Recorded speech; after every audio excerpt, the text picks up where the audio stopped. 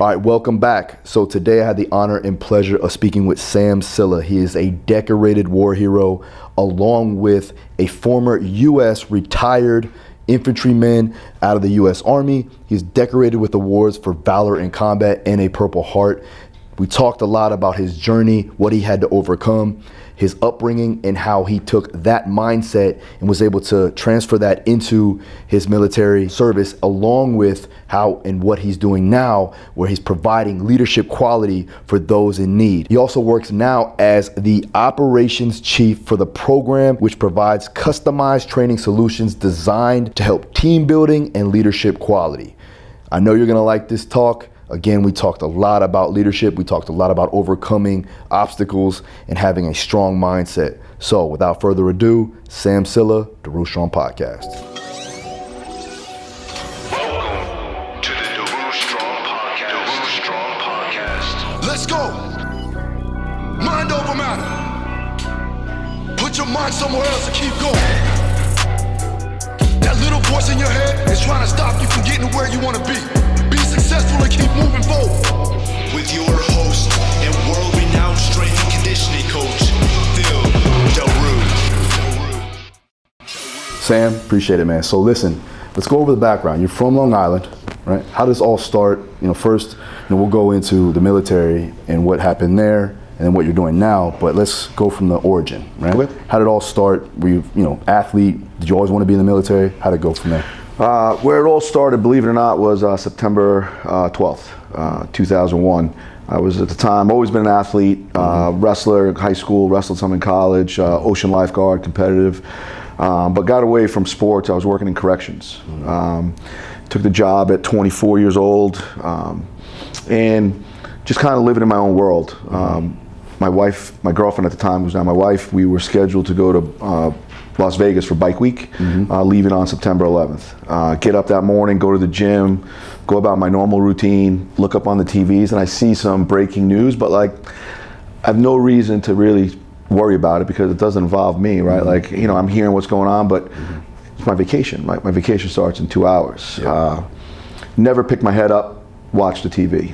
Get back to my apartment. I'm going to date myself here. Still had an answering machine at the time, right? So check my messages, and first message is that I'm getting called into work. Second message is that my vacation's immediately canceled and we're on emergency services. And I'm mad as a snake, right? Now whatever's happening is now it's affecting me, but selfishly. Sure. Go to work. I still have no idea what's going on. It's probably closer to 8 in the morning now.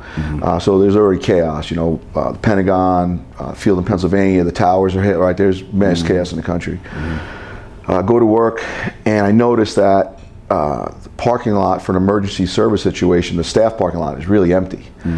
Because anyone that's a firefighter, EMT, police officer, welder, they're getting deployed to real world situations. Gotcha. And the rest of us are holding down the jail. So going to work, and a woman that I had worked with for this point of my life, 6 years, I knew her pretty well.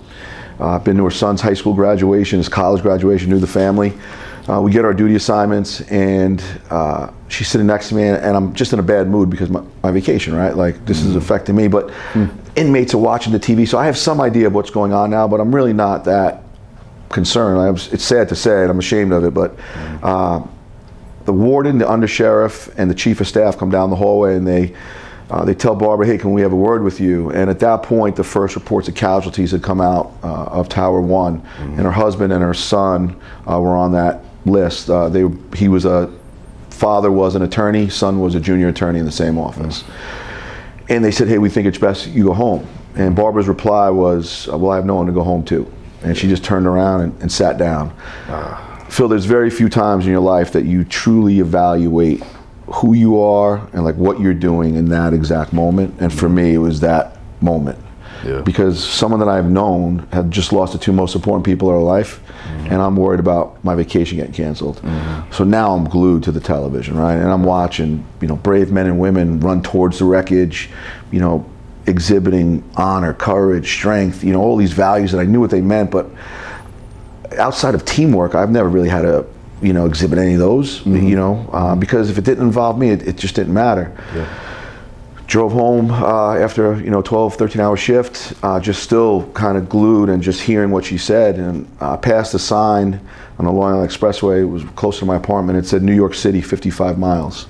I saw that sign. I thought the enemy flew our planes in our city, killing our people, 55 miles from where I live, and made the decision to enlist in the United States Army.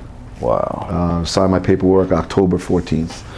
Was it right then and there when your coworker sat down where you were like, I got to make a change and take a different approach to it? Yeah, I mean, it's really, truly like a gut-wrenching self-evaluation that I'd never experienced before. Like, you really start to think about, the values that you were raised with, the values that you're exhibiting now. Like,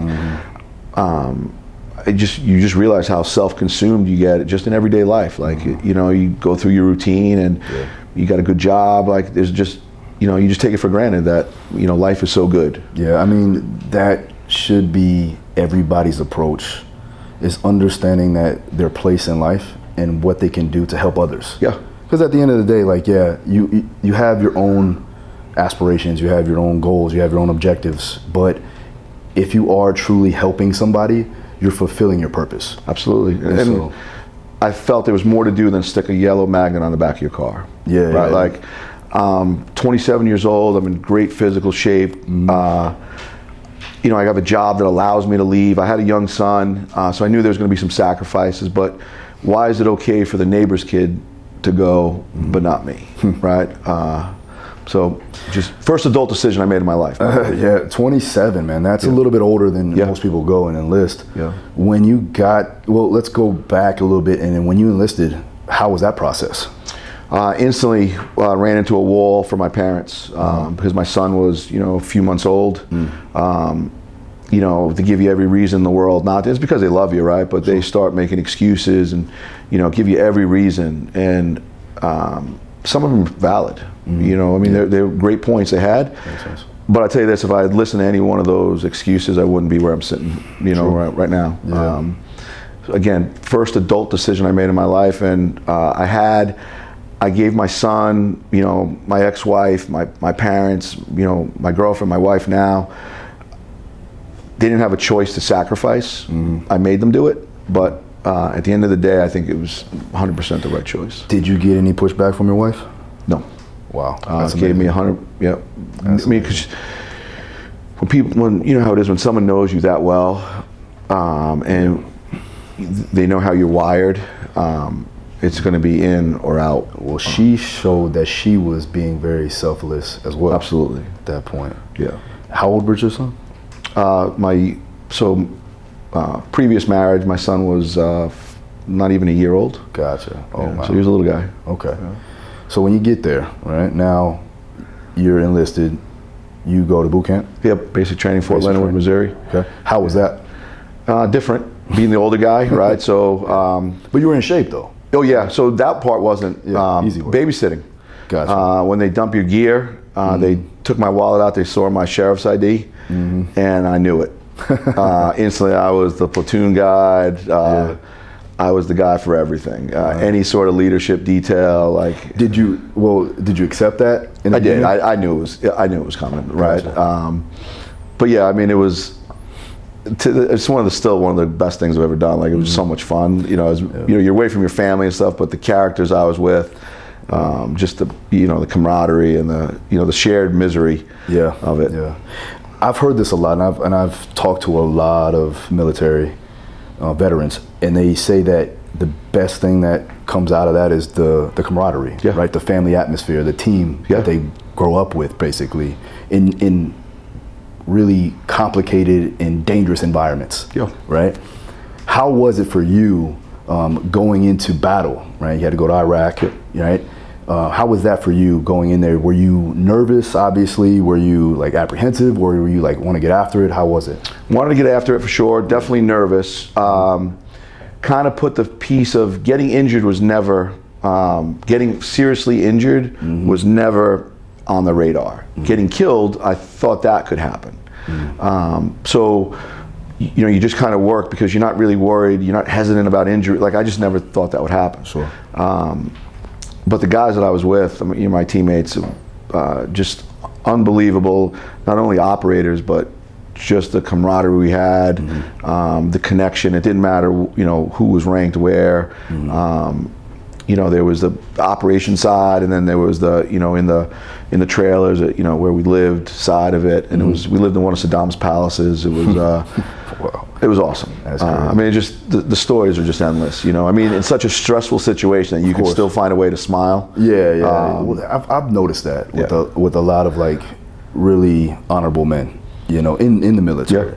My father was in the Navy, so I understand that. I understand how you guys think mentally, and in some ways, I can't obviously go into it. I wasn't there, so I can't tell you. But what I can say, being able to talk to you guys, is that you guys really focused in on the task and the objectives. That's all that mattered. That's it. And you couldn't really focus on, oh, am I gonna get injured? Am I gonna get killed? Am I gonna do this? Like, you need to get the job done. How did that help you throughout this process? Because you went on, how many tours was it? So 2 tours back to back, yeah. What was the first like sign of real danger that you had to go through? So we were in right after the initial invasion, so we were the first push of OIF 2. Yeah. So the invasion happened, kind of settled in, and then we were the next wave in. The push over the berm in Kuwait and driving into Iraq into Camp Victory, that was kind of the first taste of it, you know.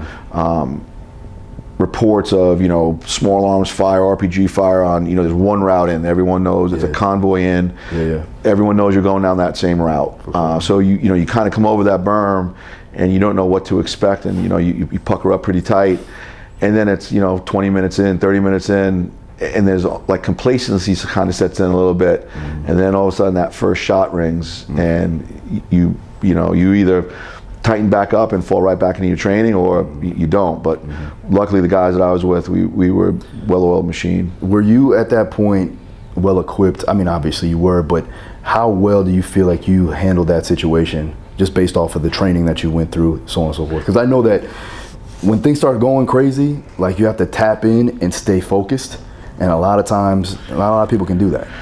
Yeah, I mean, some of it was my own background, my own preparation, so I was good, but the guys I was with were just as good. We had 1 or 2 guys that were, you know, questionable, but like, all we had to do was get them to the rear. They weren't going to be, you know, pushing forward with us, but, you know, we had to get them there. Gotcha. But the main key guys, you know, I mean, and they got your back, you know. What are some of the things from your past that was allowing you to cope with that? So being an ocean lifeguard, competitive ocean lifeguard, and dealing with, you know, people talk about, you know, getting comfortable being uncomfortable, right? We're dealing with big surf, you know, going underwater, like, you know, there was just certain things. Our preparation for that, very similar to the military. The beach that I worked at, the director was very military in his leadership, in the way we did things. Wrestling, honestly, that sport just makes you tough. So it makes you mentally tough, makes you physically tough, makes you emotionally tough. So I already went into it with a callus of toughness. I agree and disagree. And what I mean by that is, I think that with wrestling, individuals get sought out. I think that you get anybody that comes in to do wrestling, maybe they get pushed to do it, maybe, you know, their friend does it, and I think it weeds out the weak. I think that people come in there, they're all, the ones that make it, the ones that stay in it, they already had that mentality built in. It was genetic. And I think I'd agree with out that. Most of the weak people that are in there. Can it make you a little bit more tougher? Absolutely. Can it showcase your abilities from a genetic predisposition? Absolutely. So I think you already had it in you. You just saw it come to fruition. You were able to cope with it because you put yourself in a position every day in the wrestling room. So then when you went out there, when you were on tour, you were like, this is something that I've been through. And then training very similar, like wrestling, to your point, you either love it or you don't. There's again, I don't want to put down any other sport, but like, there's guys that probably play baseball that don't necessarily love it, right? They play, it's, you know, any sport, right? But wrestling is so miserable that you either love it or you don't, and the guys won't just hang around because it's fun. For sure. So training was very similar, right? So you either love to train at a high level or you don't. Fortunately, I was with guys who love to train at a high level. So, I mean, that up there is like a wrestling, like foregrounds. Like it's like New Jersey, New York, was it Pennsylvania, Iowa, all those up there, man. it's definitely something different. Yeah. Those wrestlers. So all right, so now let's talk about the injury, right? Walk me through that real quick. So July 4th, 2005, we go on a routine patrol, and we encounter an IED on the side of the road, which we actually drove past, but the trigger man was either asleep, not paying attention. We actually drove through the kill zone. Our gunner in the top noticed the wiring going into it, so alerts us. We turn the trucks around, we get in a safe distance. At that time, the tendencies of IEDs, if you were 75 yards to 100 yards away from the object, you were in a safe distance. This particular IED, when we turned our trucks around, we still don't know exactly what happened, but one of our trucks must have turned on their white lights because we were in blackout. And I think when the white lights turned on for that split second, it woke up the trigger guy because he just detonated it. And upon detonation, it blew a hole in the concrete, probably 13, 14 feet around, probably 4.5 feet deep. And shrapnel flew those 75 to 100 yards in our direction. My CO will tell you a different story. He'll tell you that I stood in front of him and blocked him from the shrapnel. What I actually did was, at the time, they were filming everything on like Jihad TV. I didn't want to be the guy like on their version of ridiculousness, getting blown off his feet and like cartwheeling. So I turned sideways just so I can kind of take it like that. And when I did that, I kind of shielded him, and the shrapnel kind of just bounced off ricocheted off my chest plate, sheared off most of my bicep, on my tricep, cut my brachial artery nerve. My hand didn't have a scratch on it.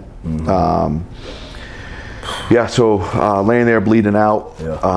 And again, like high level training, when your brachial artery is severed a ½ inch from your heart, everyone practices putting a tourniquet on your bicep, your forearm, your quad, your calf. Now you're talking about under pressure, putting a tourniquet on up around your armpit. Like who trains that? Our medic was spot on. Like I'm alive today because of just his level of training. That's awesome. So that he catches the artery and is able to grab it in a tourniquet. At that point, did you believe that you may die?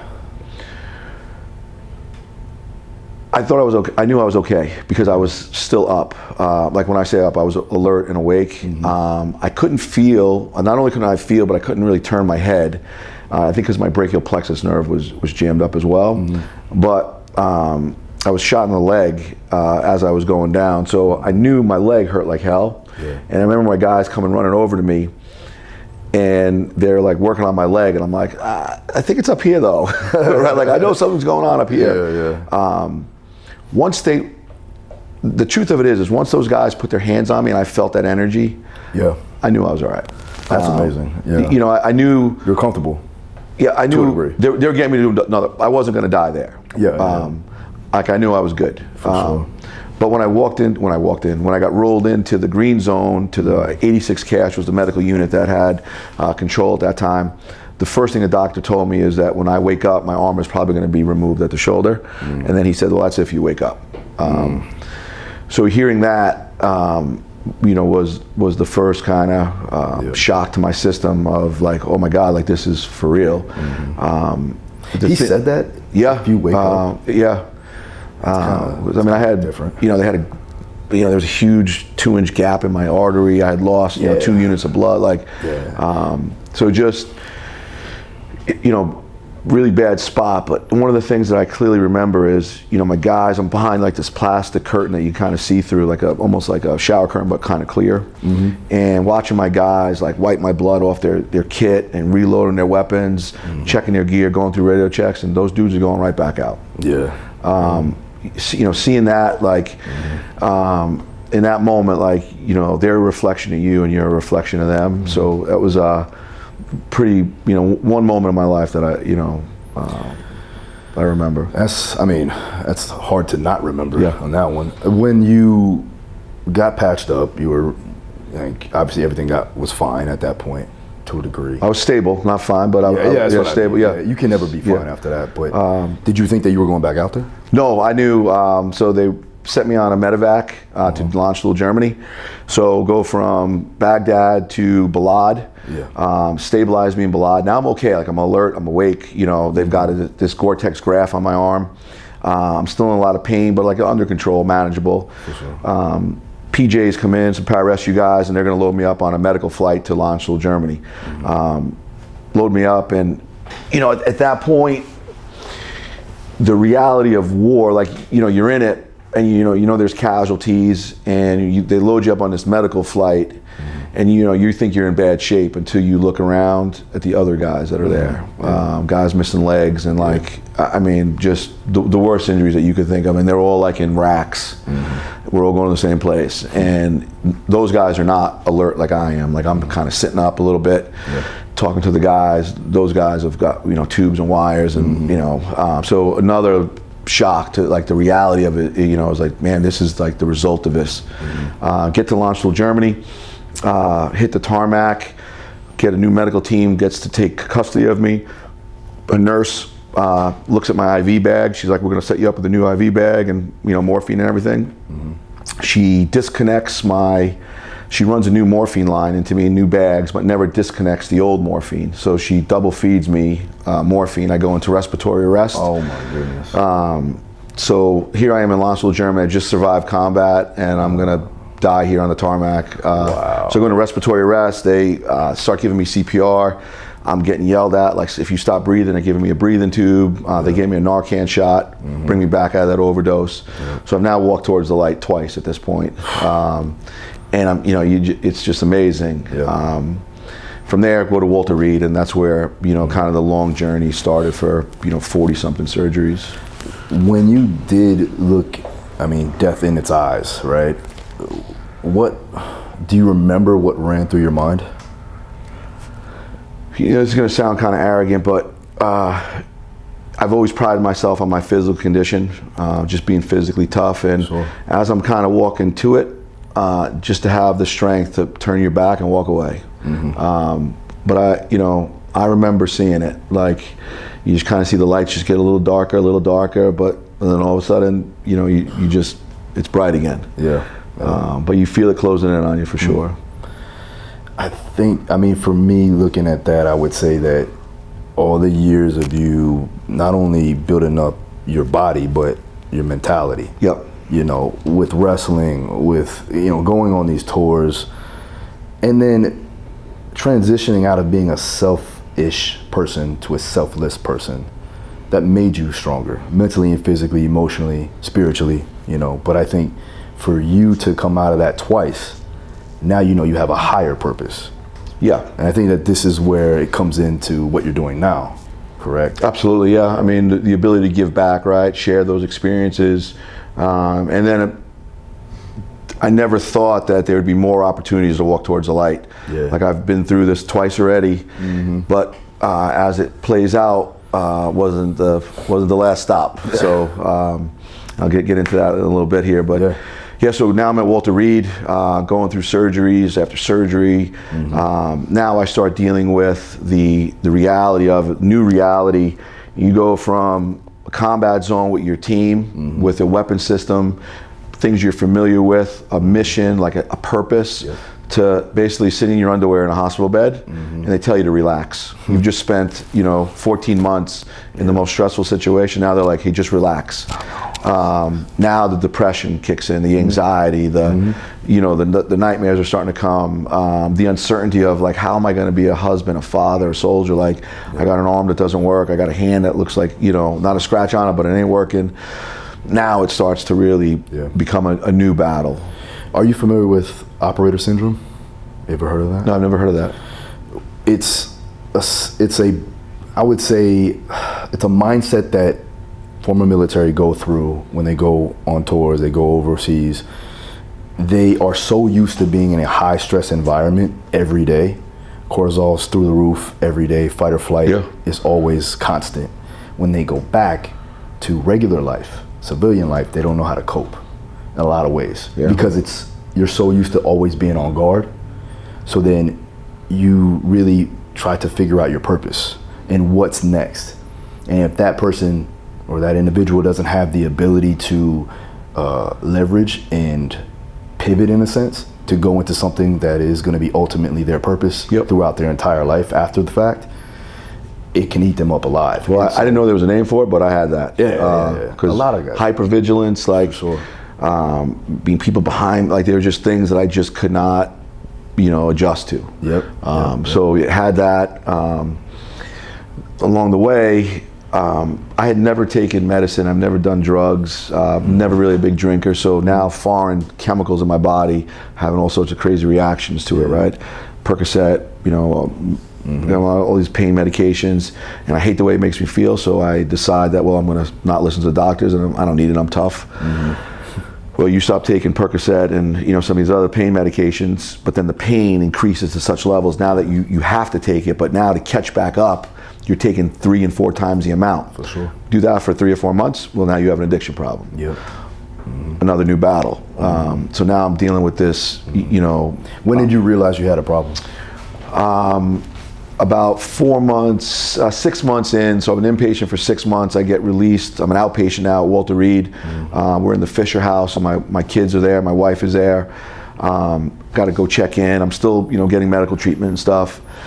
That's when I kind of started, self-weaning myself off medication, but then having a triple dose to get control of the pain. It started with my stomach. I couldn't hold anything down.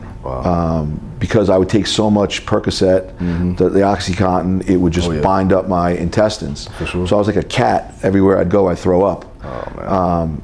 I literally was disgusting. I was at the White House throwing up in flower pots. And that's when I knew that there was something was going on. Had to go through a detox, which was horrible. That was the only time. How did you detox?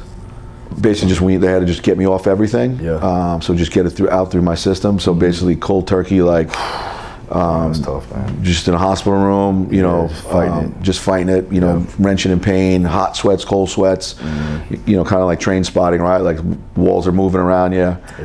The only time that I said to my wife, I wish I could die. That was the only time. Worse than anything I had. Prior to that, if someone told me they couldn't quit smoking, or someone's like, hey, they got a drug problem, you're like, oh, they're weak, just quit. Until you have to feel that agony of when something has a grip on you.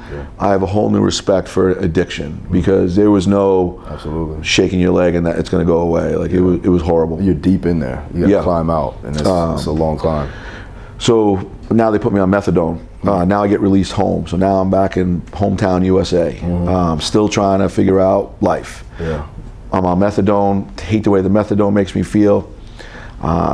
My wife is, I got a honey-do list. I still got to, do some stuff around the house. So she asked me to put up an electric fence for the dog. So I'm in the bushes digging through the dirt. I get a wicked case of poison ivy, and go to a walk-in clinic. I bring my medical file, give it to the guy. It's like War and Peace. And he's like, Jesus, what's with all these medications? And just a PA, just a random PA. And he's like, you want to get off this stuff? And I was like, hell yeah. And he writes me a new script of kind of a protocol to start weaning off everything. And 3 months later, I'm off everything. Do you know what the protocol was? Do you remember? A couple other medicines, but just put me on a nerve medicine, gabapentin. Control kind of the nerve, so get control of the nerve pain. It really wasn't so just kind of switch medications that were less damaging to you, easier to come off of. So that was really kind of the protocol. But the first thing was get you off methadone. That's tough. So that was another tough one, but got off it. And then since then, no pain. I had my hand amputated December of 08. As soon as I woke up, took out the lauded drip and asked for Motrin. It's a technique, but not the recommended technique. Of course. But it worked. When so now going further into it, now you're in a process of going into civilian life. What was the next step for you? Did you know what you wanted to do? No idea, but I knew I wanted to give back. So got linked up with the Challenge Athletes Foundation out of San Diego, California, and I knew at the time there was a need for some soldiers, men or women, showing other men and women that have been injured, both physically, invisible wounds, that we can get back to an active lifestyle. So I started racing endurance events with them, fell in love with it, started racing all over the world, everything from ultra marathons to triathlon to Ironman World Championships. Let me tell you something. This is extremely impressive, because this man is like 250 pounds. What were you, 250 now? And when were you doing this? How big So were you? when I raced Ironman, I got down to 210. So Okay. power to weight ratio, like Gotcha. trying to be a cyclist. Yeah. But you're still in spandex. I'm still the biggest dude out there by 25 pounds. Bro, I tried to do a triathlon. I watched it Saw on- I watched it on So Instagram. I fell so much, like Yeah. clipping in Yeah. from the bike. That wasn't that hard. When I decided to get the swim going, that's when Well, muscle mass don't help that. test me. Yeah, like negative. Again, I had a good background in swimming, so Oh, okay. Yeah, that's from the right, lifeguard, that's right, So it lifeguard, wasn't, and then swimming with one hand really wasn't. My Ironman swim time was 1 hour 10 minutes, right? So that wasn't the worst part. Running a marathon is still the worst part of the whole thing. Yeah. 'Cause yeah. What about the ultra marathon? So ran 100 miles, ran 50 miles. That's just a sufferfest. Just what made me good at those kind of challenges was I can just suffer more than someone else. Sure. I'm just a better sufferer, and I feed off of your suffering, right? Like especially if I'm being competitive. That? I get like that when I'm competing. Yeah, that's what I'm saying. Like, people, so you know what yeah. I mean? I probably am better, and I don't want to say like I'm not self-motivated because I'm self-motivated 100%. But if I got 3 other guys or 4 other guys just in the room, I'm beating you. Yeah. So it heightens it. Yeah, and especially if you see them coming unglued. Yeah, of course. Right, if you see them coming unglued, I'm like, oh, I got you now. Yeah, what's Goggins say? Taking souls? Yeah. That's simply. That's so I ran the Baton Death March Deep Sand Marathon in White Sands, New Mexico with a 35-pound pack on my back. I ran a 4:10 marathon, and I beat guys that I had no business beating. Like I beat runners. Yeah. Simply because running in the deep sand is miserable. With a pack on your back, that's different. Most people adjust that pack 1,000,000 times. And once you mess with it once or twice, you never get it in the right spot. In 26 miles, I think I touched that thing 2 times. Yeah, you just kind of knew that it was going to bother you regardless. So why mess with it? Like I'm not going to slide it up, slide it down, whatever it is. Those are people that are trying to search for that comfort in any way possible. Yeah. You just got to accept it, that it's not going to be comfortable. I was successful at endurance sports, raced on the national team, got to compete in some world championships. Nice. Mount Kilimanjaro? Climb Mount Kilimanjaro. How was that though? That was awesome. Yeah. That's something I do want to do at one point. Again, it's not a technical climb, but it is it's a just challenge. enduring. Like unbelievable experience. But again, just suffering. Just suffer better than, and you were the team there. But yeah, the guys I was with were awesome. You just meet them. You go with a climbing company and they link you up with some guys kind of like-minded. And but again, it's that same thing of like I could just suffer better than most people. Yeah. When you started doing that, you were with the team, so it got you back to being in the purpose, military, right? Like I had guys, like-minded guys, Lions run a line, so I'm racing with other Marines, other Army guys that have different type of injuries, but we're all. If someone thinks that their injury is greater or less than, or their adversity is greater or less than someone else's, it's all how you deal with it. So you're working with guys and girls that have high amputees, low amputees, arms, legs, 2 arms, 2 legs. It's just how everyone deals with it. Yeah. But regardless, you're still wired the same way. So what we were doing was we were trying to. There was a lot of great stories of people doing these things, and the struggle. Our idea was, no, we're going to do these things and we're going to kick people's ass. Like we're going to race like able-bodied. Yep. So when we go out there, we're trying to beat as many able-bodied people as we can. So we were racing at a high level. Did that give you an extra surge of like intensity? And, like, absolutely. Yeah. Chip on your shoulders a little higher. Yeah. Right. Like a little harder. When we did Ironman, we're out we're at the swim start in Kona. You're on the biggest endurance event in the world. The pro men, we start right behind. The challenge athletes start right behind the pro men and women. So the pro men are in blue caps, pro women are in pink caps, and there's these 2 yellow caps. me and my buddy Oz, and the tension, everyone's kind of treading water, leaning forward. You can kind of feel it, and all of a sudden he blurts out, "Hey, is this the hour-and-a-half corral?" And all of the pros turn around and look at us like, "Who are these 2 idiots?" Unbelievable experience. But yeah, just take the edge off and just try to beat just be as competitive as you can. That was kind of our mindset of it, and never wanted a poor me story. Just wanted to show you what you can do. So how'd you get linked up with the program and everything else with that? So my team manager at CAF, the Challenge Athletes Foundation, he was a former Marine, and he had served with Eric Kapitulik. So Eric was in a helicopter crash, in 2001 in a training accident. And Nico, they were all in the same unit. Cap lost 7 of his guys in his training accident that happened to be filmed because it was a training mission. So it's now doctrine about, this footage you could see everywhere. He had left the Marine Corps, he had went to Chicago Business School, he got a job at Goldman Sachs, he hated it, but he played lacrosse at Navy. So when he got out, when he left Goldman Sachs, one of his coaches at Navy was now the head coach at Harvard, and they asked him, "Hey Cap, can you just come down here and kick the shit out of these guys?" And he said, "Yeah." And as he was doing it, he was just talking about leadership and having the captains lead the exercises and talking about accountability, all the things that we talk about in a platoon. And the coach said to him, "Hey, this is really great stuff. You should build something around this." So he made some calls, and he called Nico up, a mutual friend of ours, and said, "Hey, I'm looking for an instructor type guy." Nico called me up, and I had just had my hand amputated. I had no idea what I was going to do, and he said, "Hey, Eric Kapitulik is going to call you." Now I had seen the video because I had gone to air assault school. So I knew, I didn't know Eric personally, but I'd seen the footage of the helicopter crash. He calls me up, and he tells me what we're going to do, and I said, "So you mean that we're going to show up at a college campus, we're going to talk about leadership, we're going to thrash athletes, and then someone's going to pay us?" And he said, "Yeah, I think so." I said, "I'm in." So met him at Hofstra University was the first event I did with him.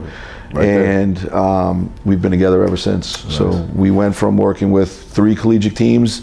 This year as a company, the program will work with, 130 collegiate teams, everyone from Tennessee football to, Iowa women's basketball. Everything in between, and then we work with a handful of some of the world's biggest corporations. You don't have to tell me everything, but can you kind of walk me through the beginning stages of it, when you go into a school?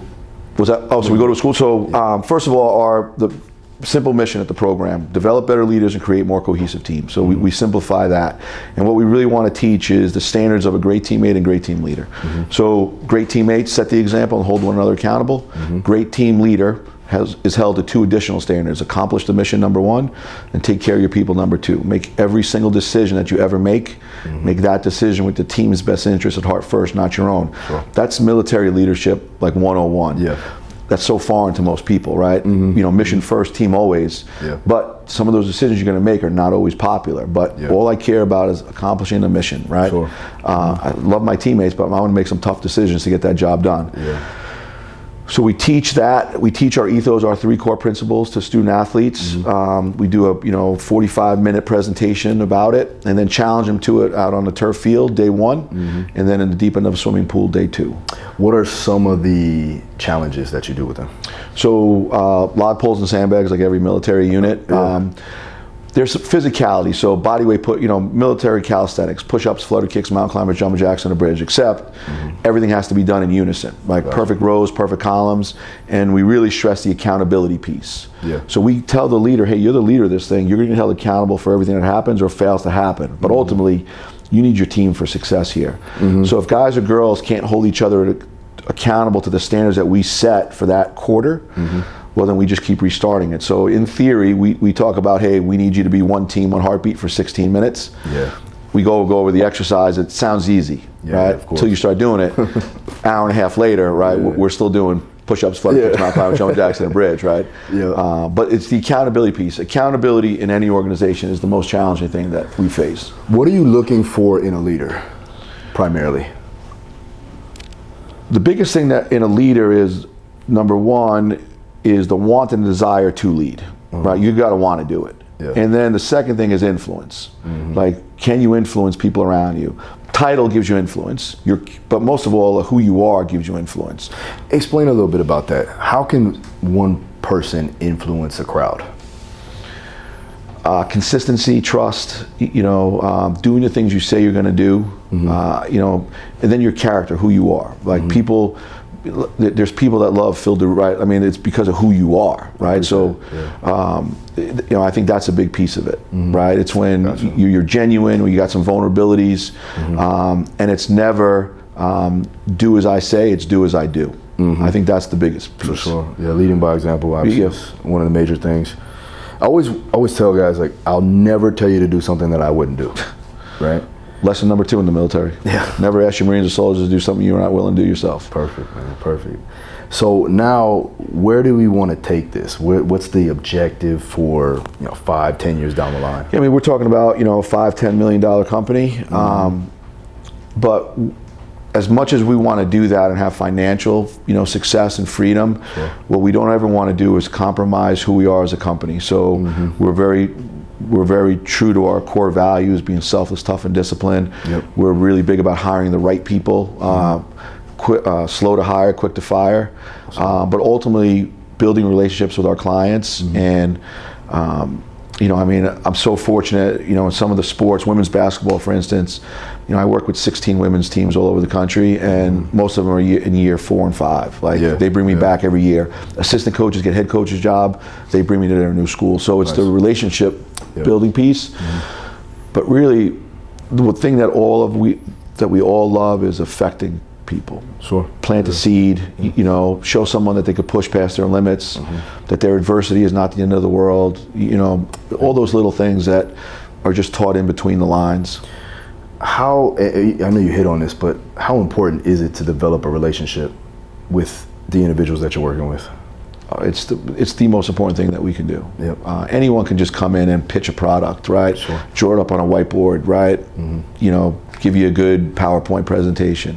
But if there's no substance behind it, if there's no, the instructors that we have, especially the 3 principals, myself, Jamie Slife and Jake McDonald, when we present anything, we show a level of vulnerability. I talk about my failures. It's easy to talk about my successes, right? That's like my ego, right? I want to talk about it, but when you break it down and you start talking about, failing at being a husband or a father, or addiction to pain medication, and it's tough. Like, no one wakes up from amputation and says, I want to do the Ironman.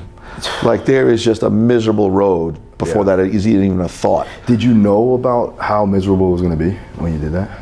The Ironman? Yeah, beforehand though. I was watching on TV, so. Because sometimes, like, and I'm similar. Like, just talking with you, I could feel your energy, right? Our ego kind of gets us like, man, I could do that. Absolutely. And then you go, oh wow, wait, it's a lot. You know what I mean?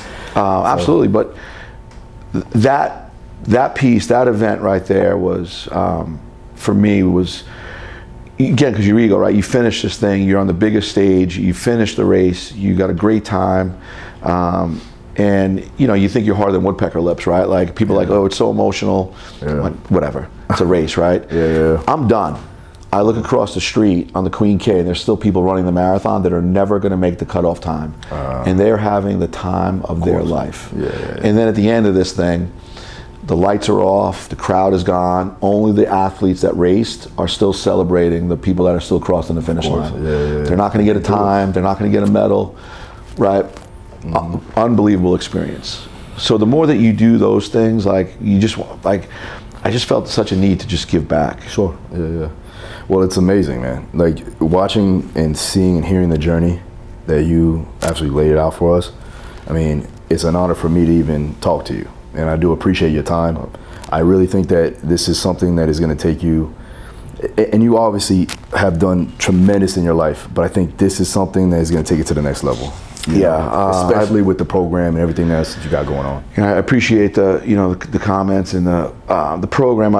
It's given me purpose, which is huge, and then the relationships are just amazing. I mean, I'm so lucky. I hang out with the coaches at Tennessee football every week. The players, and just to be able to share those experiences, it's pretty awesome. Where can they find you? Program, all of that stuff. I know your Instagram, you gotta get your Instagram going, right? Well, the program, we have theprogram.org, and then our website is www.theprogram.org. We have a book out, The Program, so where can I get that at? Amazon. Nice. Yeah, cool. We have a podcast. Not as popular as yours, but it's getting there. I'm down to come on. Absolutely. Yeah, I'll talk to the powers that be. We'll make it happen. I appreciate it, man. But yeah, it'd be great. All right, man. Thanks a lot. Thank you. You guys follow. Make sure you go ahead, get all the stuff, get the book, everything. See you again next time.